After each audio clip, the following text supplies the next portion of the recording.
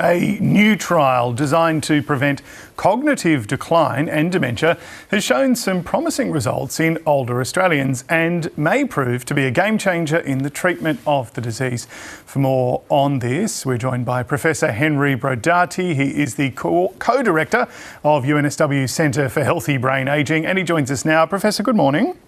Good morning, James. And congratulations on this research. It was really interesting. I'll get you to spell it out for us. Cognition decline can lead to dementia. So how did you set out to prevent that decline in the first place?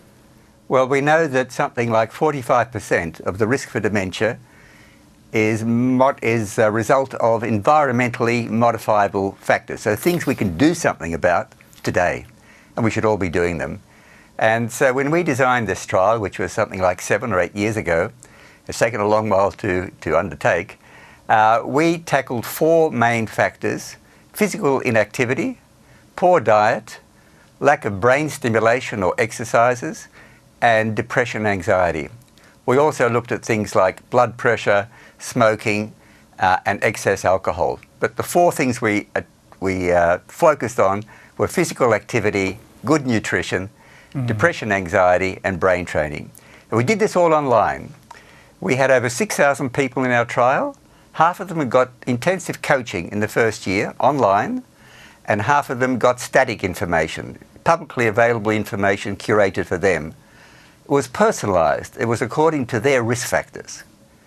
And in year 1, every 3 months, people in the active or intervention group, the coaching group, got one of these modules. They may get 10 weeks of physical activity, and so each week they would get more exercises, they would get videos on what to do, they would get progress reports with a graph showing how they'd improved the number of minutes per day and the numbers of days of strength training or balance training. And with nutrition, we had a Mediterranean-style diet, and we had a pyramid of what the ideal diet was, and we gradually filled that in over the 10 weeks of that module. With the brain training, they had 30 exercises over 10 weeks, 3 exercises per week. Exercises might take about 40 minutes, 30, 40 minutes. And again, they got feedback each week. And then after the first year, every month, the people in the coaching group got monthly boosters for each of their up to 4 modules. And the control group, the people who got static information, got boosters every quarter about their information. Now, at the end of 3 years, we found there was a significant benefit for both groups, but particularly for the coaching group. Right. And they improved a lot on memory, on what's called executive function, and on complex attention. Their speed of processing improved, the amount of physical activity improved, their diet improved, their depression improved, their depression risk score dropped. So everything was highly significant. So I know there are people who might have dementia in their family and they do puzzles, things like that, but what this research really shows is you need to combine all of these things and preferably have someone working with you to kind of make sure you're staying on track. Yeah, it's more than just doing puzzles like the crossword or Sudoku. These are quite complex activities, and as you get better at them, the complexity and the speed increases, and so you get better at them as well. Yeah. Proper sort of a coaching for the mind. Yes. We know that many people with dementia have changes to their brain long before any physical signs. So did this study give you any insight about the right age to intervene? Is it mid-50s, for example? Yes, it is. So we had people aged 55 to 77. So young enough to start declining, but old enough not to have too much pathology in their brain. We divided the analysis into 2 groups, 55 to 65 and 66 to 77. The younger group did better. We think it's better to start younger. We would like to repeat this starting at 50, and we'd like not to do it as a research study. We would like to roll this out nationally. We think this could be the slip, slop, slap of brain health, because dementia is the most feared disease amongst people.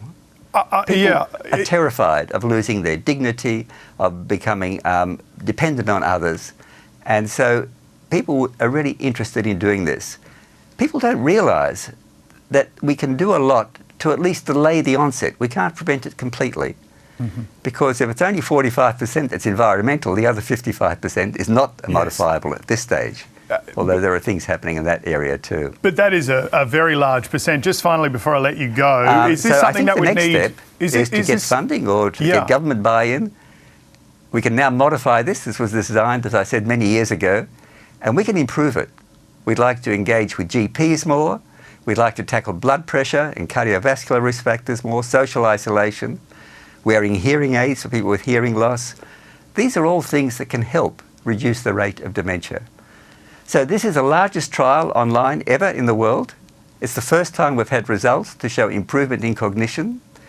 The previous best trial was in person, and our effect size, how well it does, was significantly greater than that one as well. So it's accessible. More people were in regional and rural areas than you'd expect, because the sample was weighted to that, because we used the sample from the 45 and up study run by the Sachs Institute. And as I said, it's a large group. It was over 6,000 people.